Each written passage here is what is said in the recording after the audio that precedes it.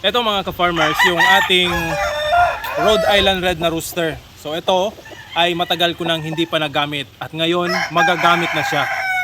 So ito ay ipagpaparis natin sa ating mga inahing puti para makapagpalabas tayo ng paitluging manok. So yan o, Rhode Island Red ito, napaliguan na natin.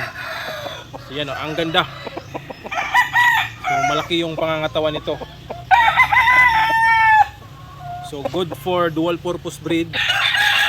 Sa layer natin isasalpak. Sabi na nila mga farmers ay makakapagpalabas daw ito ng decal brown. So ngayon ay susubukan nating i-breed ito. Alright? So ito yung mga babae natin.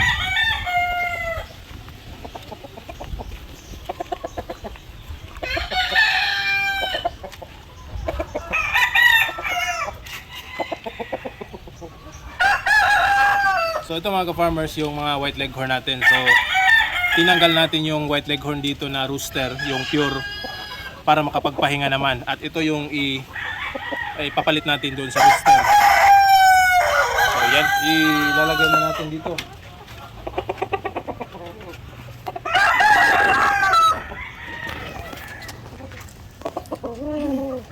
So yan yung ating mga babae mga ka-farmers na white leghorn.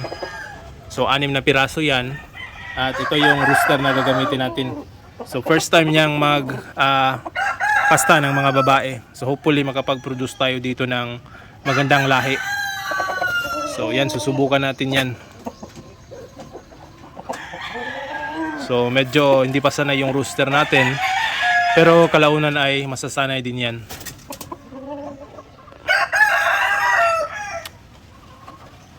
Yung mga babae natin na white leghorn ay patuloy pa rin silang nangingitlog. Nagpo-produce pa rin sila ng itlog. So yan o. Birahe.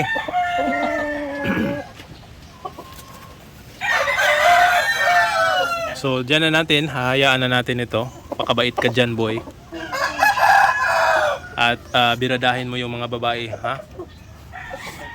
Alright.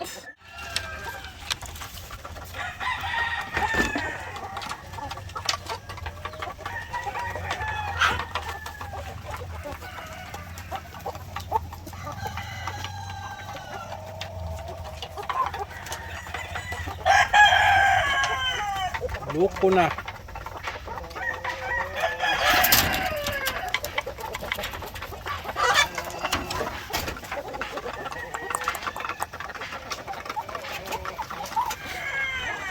So ito mga ka-farmers, yung mga native na manok natin. Yung iba dito is yung upgraded native chicken. Yung mga abuhin yung kulay. So meron tayong 5 upgraded native chicken dito. Merong 4 na yung shamo at yung isang rooster.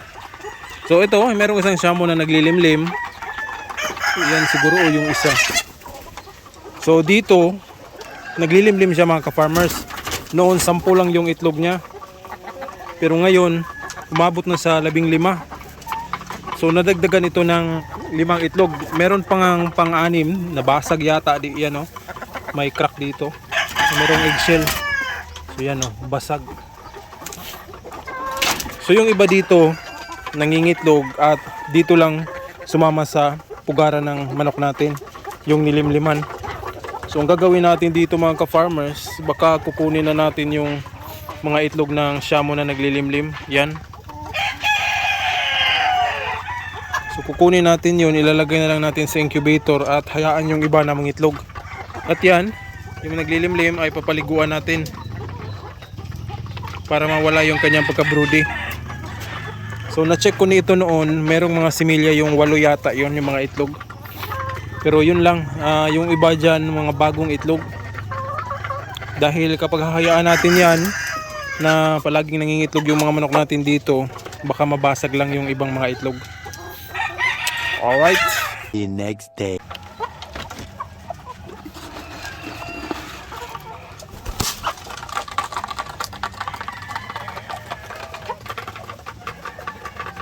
Hulot boy.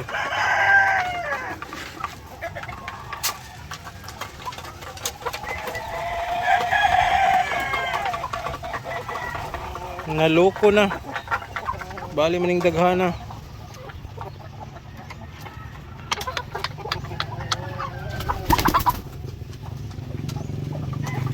kulang.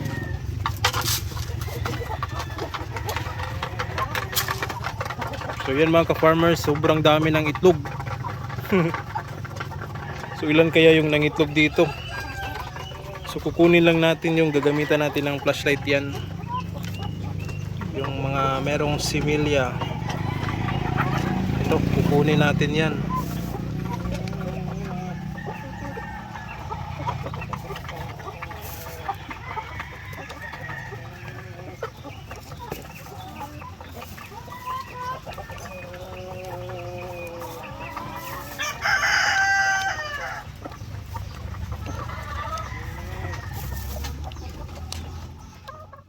Ngayon naman mga ka-farmers ay maghahakot tayo ng tubig patungo dun sa aming bakahan dahil walang tubig na.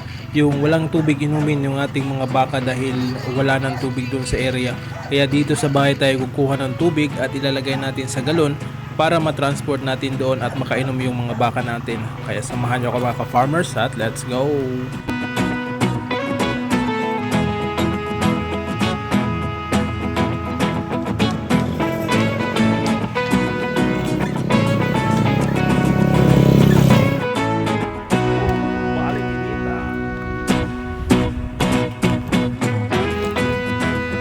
How is you? How is you? How is you?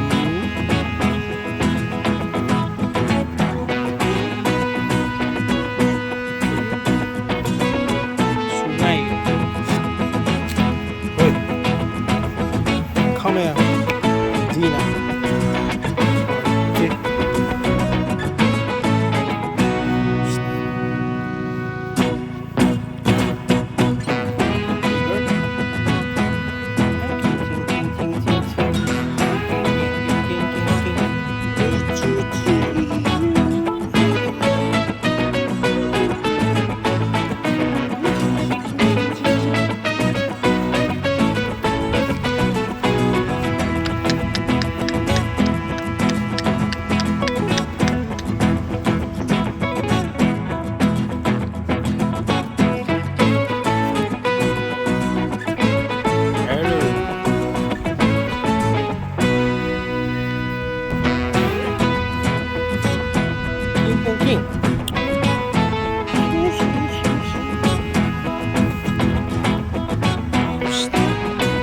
Ara yung mineral water oh.